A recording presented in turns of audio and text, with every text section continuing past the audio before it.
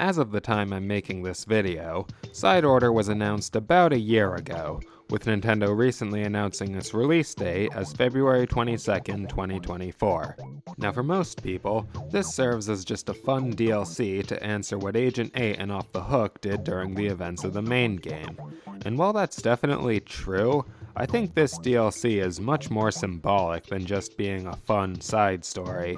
Now why do I think this? Well, most importantly, rumors and theories of the Switch 2 have been getting bigger and more numerous. And these theories are only backed up by the fact that Nintendo has announced very little major titles for 2024 outside of remakes. Many people, including myself, have taken this as a sign that Nintendo is gearing up for the launch of their next console, so are naturally slowing down launches for the Switch. So when you think about it, Side Order is really the last major release for the Switch that isn't a remake.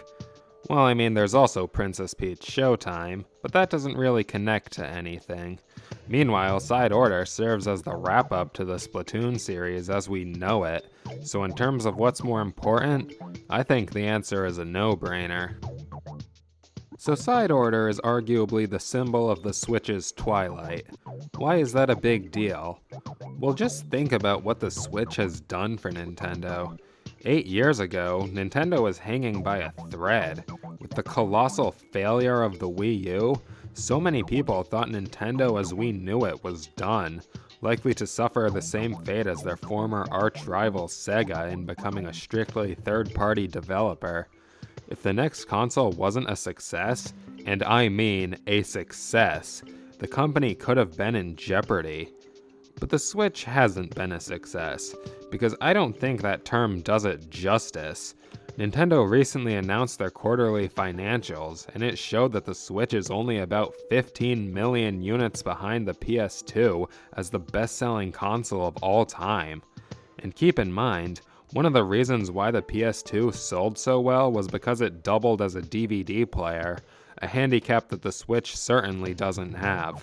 So with only 15 million units needed to break gaming's most cherished record, Nintendo must walk a very fine line.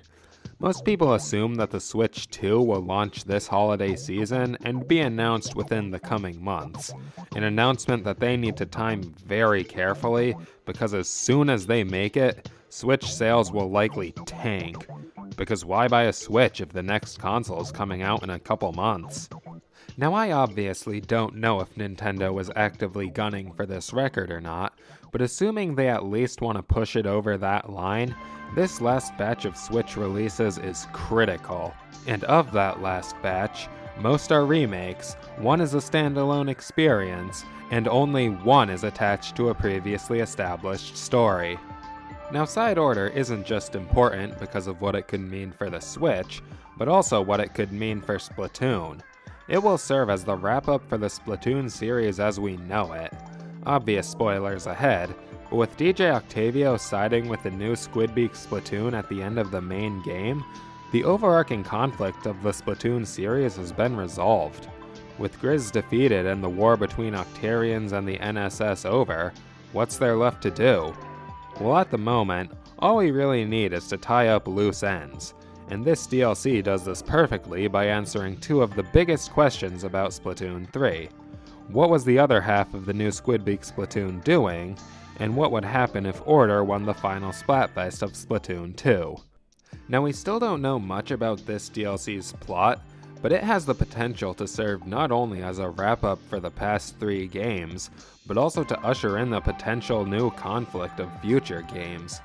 Because let's be honest, the Splatoon series makes money, so realistically there's no reason for Nintendo to end it here.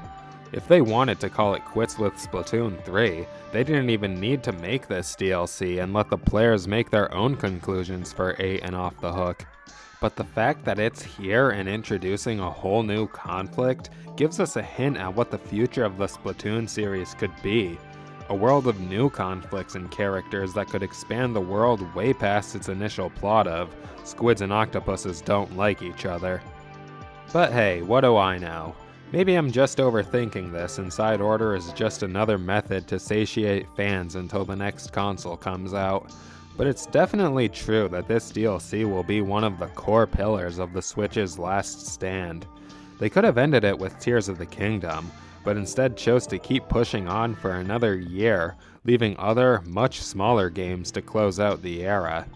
In a way, Side Order represents both the past and future of both Splatoon and the Switch as a whole, giving us the conclusion to these characters in this console that we've grown to love over nearly a decade, while offering up new paths to take for the future. All I can say is good luck, Side Order. You've got a lot to live up to.